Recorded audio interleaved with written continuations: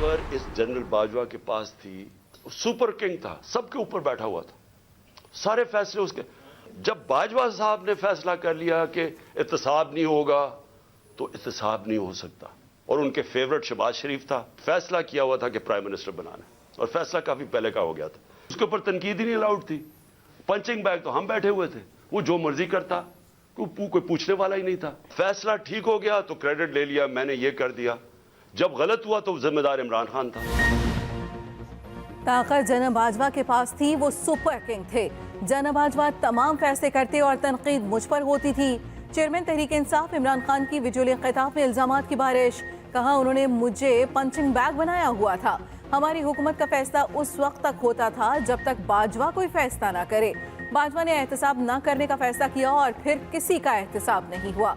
General Bajwa ने एतराफ़ किया कि अमेरिका मुझसे खुश नहीं था। एक आदमी को इतनी ज्यादा ताकत मिली मगर उसको कोई कुछ नहीं कह सकता था। बाजवा करप्शन को बुरा मसला नहीं समझते थे। ये चाहते थे हम इन चोरों के साथ मिलकर काम करें।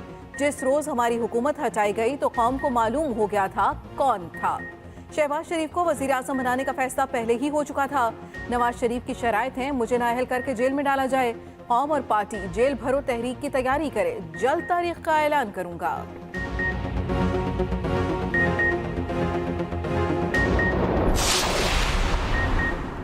इमरान खान को एस्टेब्लिशमेंट ने नहीं, पार्लियामेंट ने निकाला। इंसाफ के मामले में इम्तियाजी सलूक किया जा रहा है। अदलिया पर सवालात उठ रहे हैं। इमरान के लिए एक तरफ जनरल फैज और दूसरी तरफ बाबा रहमता मौजूद थे। नायब सदर नून लीग मरियम नवाज की सहाफियों से गैर रस्मी गुफ्तगू में खुलकर तनकीद।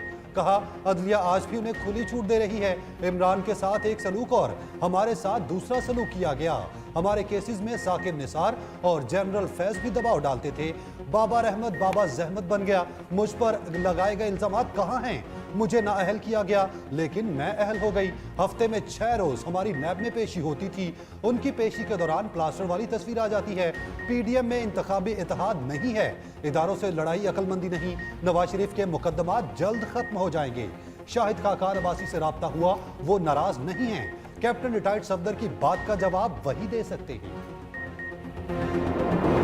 3.5 साल अपने घटिया एजेंडे को और अपनी जो है वो मुल्क दुश्मन पॉलिसीज़ को जो है वो चलाते रहे। शौकत तरीन जैसे बंदे को भी उन्होंने बहकाया और उनके बहकाने में आके उन्होंने भी एक ऐसी हरकत की कि जिस हरकत की वजह से जो है वो पाकिस्तान को नुकसान हो सकता था। और FIA ने उनको अरेस्ट करने की इजाज़त मांगी थी, जो गवर्नमेंट ने दे दी है, और उनको जो है वो इस बात की सज़ा मिलनी चाहिए। IMF डील सबूताज करने का इल्जाम, शौकत तरीन के गिर्द घेरा तंग। हुकूमत के IMF को शौकत तरीन को गिरफ्तार करने की इजाज़त। वफाकी वज़ीर दाखिला राना सनाउल्लाह कहते हैं ऑडियो लीक तहकीकात मुकम्मल होने के बाद शौकत तरीन की गिरफ्तारी की इजाज़त दे दी है। शौकत तरीन इमरान खान के बहकावे में आ गए थे। इमरान खान के खिलाफ भी जल्द कानून हरकत में आएगा। इमरान खान कबल अज़ वक्त इंतखाबात इसलिए चाहते हैं कि उनके खिलाफ मुकदमा दब जाएं। इमरान खान ने हमेशा इंतकामी सियासत की और मुल्क दुश्मन पॉलिसियाँ चलाई। घटिया गुफ्तगू करने वाले इमरान खान ने मुल्क को डिफॉल्ट करने की कोशिश की। मुल्क को डिफॉल्ट से बचाने के लिए इमरान खान को वक्त से पहले फारिग कर दिया गया। शेख रशीद अपनी बकवास और गैर जरूरी बयानात की वजह से जेल में है।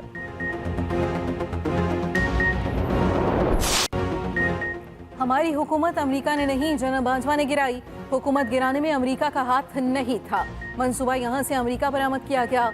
चेयरमैन तहरीक इंसाफ इमरान खान का नया इल्जाम। अमरीकी नशरियाती इदारे वॉइस ऑफ अमेरिका को इंटरव्यू देते हुए कहा नई अस्करी क़यादत में तासुर है। रजीम चेंज ऑपरेशन नाकाम हो चुका। जनरल बाजवा के शहबाज शरीफ के साथ करीबी ताल्लुकात थे, जिनके नतीजे में रजीम चेंज ऑपरेशन के लिए राह हमवार हुई। हमारे दरमियान मसाइल तब पैदा हुए जब जनरल बाजवा ने बड़े मुजरिमों की हिमायत की। इख्तियार आर्मी चीफ और जिम्मेदारी वजीर आजम के पास हो तो निज़ाम नहीं चल सकता। मौजूदा इलेक्शन कमीशन की साख तबाह हो चुकी। इस सूरत में शफाफ इंतखाबात मुमकिन नहीं।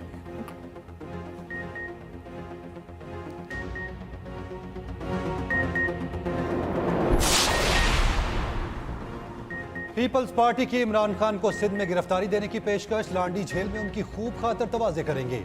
सूबाई वज़ीर इत्तलात सिंध शर्जील मेमन की इमरान खान की तनकीद पर रद्द-ए-अमल। कहा इमरान खान जेल भरो तहरीक पर जल्द ही उठन लेंगे। ये लोग एक दिन जेल जाते हैं तो रोना धोना शुरू कर देते हैं। इमरान खान आज भी लाडला बना हुआ है। अदालतों में उनके खिलाफ ओपन एंड शट केस मौजूद है। उनके फैसले मेरिट पर आए तो सारा टब्बर नाअहल हो जाएगा। इमरान न्याजी ने शौकत खानम के चंदे के पैसों को नहीं छोड़ा।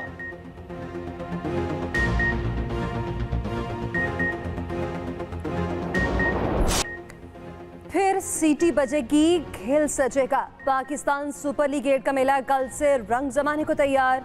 क्रिकेट दीवानों के दिलों की धड़कनें तेज। रंगारंग इफ्तिताही तकरीब कल मुल्तान क्रिकेट स्टेडियम में होगी।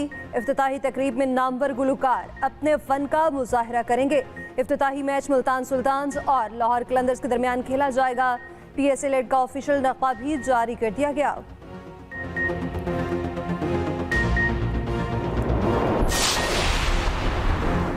मुल्क भर में PSL फीवर अरूज पर। क्रिकेट फैन बेकरार। मुल्तान क्रिकेट स्टेडियम को दुल्हन की तरह सजा दिया गया। इफ्तिताही तकरीब की तैयारियां मुकम्मल। मुल्तान सुल्तान्स और लाहौर कलंदर्स की टीमों की स्टेडियम में भरपूर नेट प्रैक्टिस। खिलाड़ियों ने बॉलिंग, फील्डिंग और बैटिंग सेशन में हाथ पांव खोले। मुल्तान सुल्तान्स के कप्तान मोहम्मद रिजवान ने कहा, शायकीन क्रिकेट बहुत पुरजोश हैं। अच्छा मैच देखने को मिलेगा। शाहीन शाह अफरीदी ने कहा, मैच के लिए फाइनल हिकमत अमली बना ली है।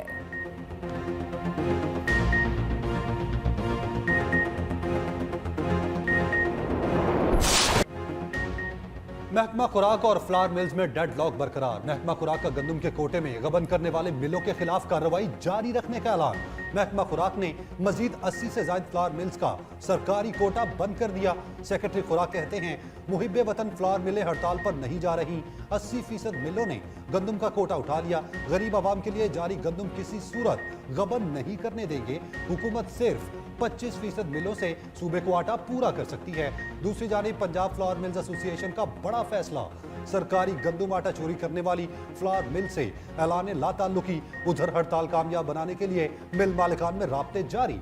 फ्लावर मिल्स का कल से गंदम का सरकारी कोटा ना उठाने का ऐलान।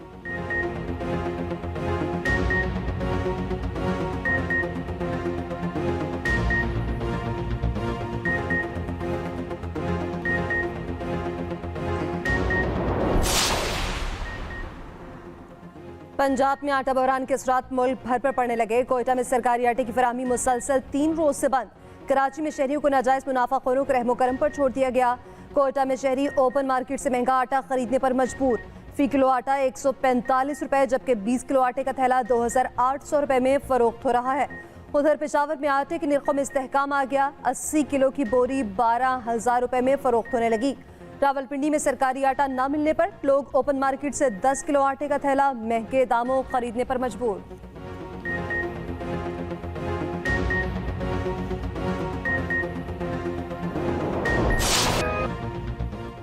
तुर्की और शाम में फिजा अफसरदा, हर आंख खश्कबार। जल्ज़ले से अमवात की तादाद 33,000 से तजावुज कर गई।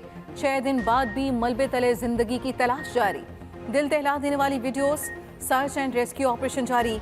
60 से ज्यादा ममालिक की टीमें मसरूफ अमल। 13 साल बच्चे को 128 घंटे बाद जिंदा निकाल लिया गया। एक खानदान के 5 अफराद को 129 घंटे बाद रेस्क्यू किया गया। सूबे हताए में 10 साल की लड़की को 147 घंटे बाद और एक शख्स को कई घंटों बाद मलबे से निकाल लिया गया। मुतासरा इलाकों में बड़ी तादाद में इज्तमाई खबरें खोदी जा रही हैं।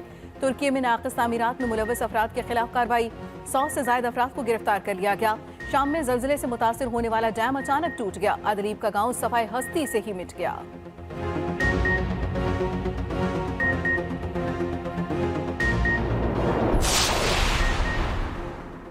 वज़ीर आज़म शहबाज शरीफ का शाम के हम मनसब से टेलीफोनिक राब्ता। ज़ल्ज़ले से होने वाले शदीद जानी और माली नुकसान पर इज़हार अफसोस किया। वज़ीर आज़म शहबाज शरीफ ने कहा, मुश्किल वक्त में अपने शामी भाइयों को हर मुमकिन मदद फराहम करेंगे। पाकिस्तानी सफ़ीर शामी हुकाम के साथ राब्ते में है। ज़ल्ज़ला ज़दगान के लिए ख़ुसूसी इमदादी तैयारा शाम भेज चुके। मज़ीद इमदादी सामान भी रवाना किया जाएगा।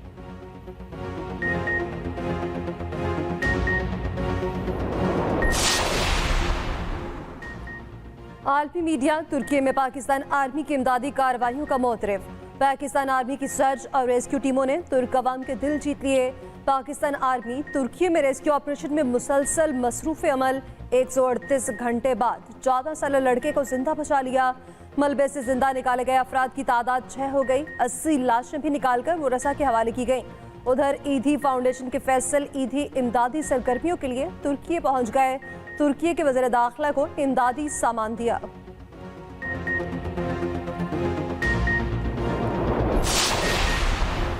फुटबॉलर स्टार रोनाल्डो तुर्किया शाम ज़लज़ला मुतासरीन की मदद को आ गए। रोनाल्डो ने मुतासरीन की मदद के लिए अपनी जर्सी फरोख्त कर दी। रोनाल्डो की जर्सी $2,12,450 में फरोख्त हुई। गुज़श्ता रोज लियोनेल मेसी ने 3.5 मिलियन यूरो इमदाद का ऐलान किया था।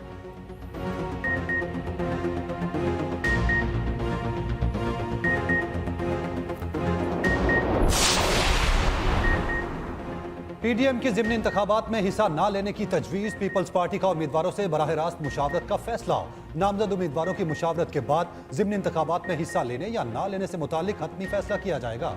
ज़राए के मुताबिक पीपल्स पार्टी की क़यादत ने मुशावरत शुरू कर दी है।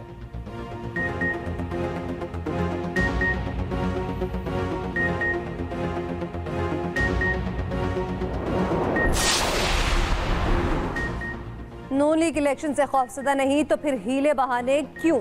साबिक वज़ीर पंजाब जाफरी परवेज़ इलाही के ताक ताक कर निशाने। कहा, इमरान खान के इलेक्शन मुहिम पर निकलते ही मुखालिफिन गीदड़ की तरह भाग जाएंगे। इमरान खान की मकबूलियत हर दिन में बढ़ती ही जा रही है। नवाज शरीफ अब वापस नहीं आएंगे। नून लीग ने कारकुनान को लारों पर लगाया हुआ है। शहबाज शरीफ की नाअहली ने अवाम को महंगाई और दीगर माली मुश्किलात से दोचार किया। पंजाब में इलेक्शन का बिगल बच चुका है। इलेक्शन कमीशन फौरी इंतखाबी शेड्यूल का ऐलान करे।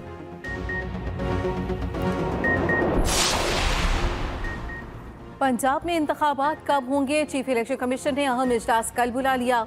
लाहौर हाई कोर्ट के हुक्म पर लाहे अमल तय किया जाएगा। अदालत ने इलेक्शन कमीशन को इंतखाबात की तारीख के ऐलान का हुक्म दिया था। उधर पंजाब में अफसरों और एसीज के तबादलों का इक़दाम चैलेंज। दरखास्त में पंजाब हुकूमत, वज़ीर आला और इलेक्शन कमीशन को फरीक बनाया गया।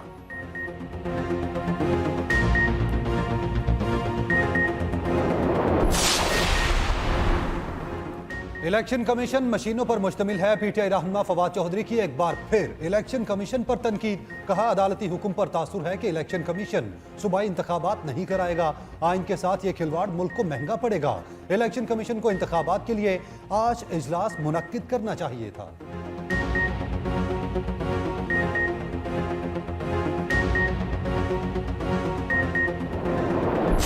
अगर पीपल पार्टी को, अगर मुस्लिम लीग को, अगर पीटीआई को 100 साल भी मजीद हुकूमत के लिए मिलते हैं तब भी आप तरक्की नहीं करेंगे। अगर आप चाहते हैं कि लूटमार का खात्मा हो तो फिर इन लोगों के पर काटने की जरूरत है। इन जालिमों के दाम तोड़ने की जरूरत है। इनको ईवानों में भेजने के बजाय जेलों में भेजने की जरूरत है। जमात इस्लामी का महंगाई के खिलाफ मार्च गुजरात लाला मूसा खारियां जहलम से होता हुआ रावलपिंडी पहुंच गया। अमीर जमात इस्लामी ने कहा कि हमारी बर्बादी की वजह यह है कि इदारों पर एतमाद खत्म हो चुका। पीपल्स पार्टी, नून लीग और पीटीआई के वोटर मायूस हैं। मुल्क में सिर्फ एक तबका खुशहाल है और वो हुक्मरान है। मसाइल से निकलने का वाहिद हल इस्लामी रियासत है। मुल्क में फिलफौर आम इंतखाब होने चाहिए।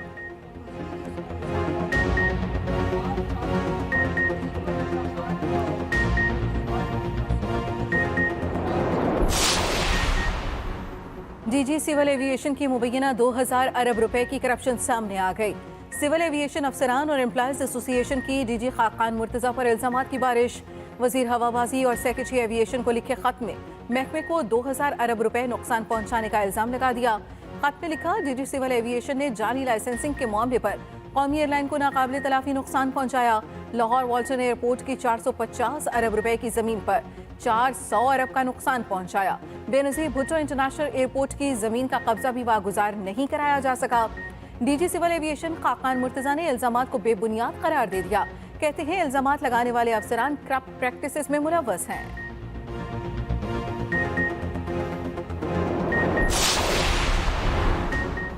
आलमी मीडिया ने भारत में बढ़ती इंतहा पसंदी पर खतरे की घंटी बजा दी। न्यूयॉर्क टाइम्स ने मोदी का हिंदुस्तान को हिंदू मुल्क बनाने का मंसूबा बेनकाब कर दिया। हिंदुत्व के तहत चलने वाली एटमी भारत, पाकिस्तान और दुनिया की सलामती के लिए खतरा बन गया। बीबीसी के बाद न्यूयॉर्क टाइम्स भी मोदी इंतहा पसंदी के खिलाफ बोल पड़ा। न्यूयॉर्क टाइम्स के मुताबिक बीजेपी के इक्तदार में आने के बाद भारत में मजहबी शिद्दत पसंदी और अकलियतों के खिलाफ रुझानात में इजाफा हुआ। मुसलमानों के खिलाफ जराइम पर सजा का कोई रिवाज नहीं। रिपोर्ट में दावा किया गया मोदी सरकार ने जानबूझकर मुसलमान मुखालिफ कवानीन बनाए। पोल ग्रीन के मुताबिक मोदी तीसरी मर्तबा इलेक्शन जीतकर आइन तब्दील करके भारत को हिंदू मुल्क करार देगा। मज़ामीन जाहिर करते हैं आलमी मीडिया में मोदी की हिंदू इंतहा पसंद पॉलिसियों पर शदीद इस्तराब पाया जाता है।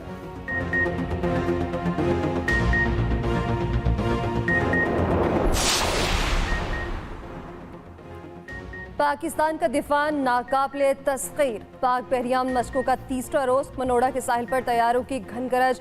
पाकिस्तान नेवी का शानदार सलाहियतों का मुजाहरा। सीकिंग हेलीकॉप्टर्स, हवाई जहाज, फास्ट बोट, होलक्राफ्ट का फ्लाई पास्ट। नेवी के सी ईगल ट्रूपर्स ने 10,000 फुट की बुलंदी से सबसे लाली परचम और शरीक ममालिक के परचमों के साथ जंप किया।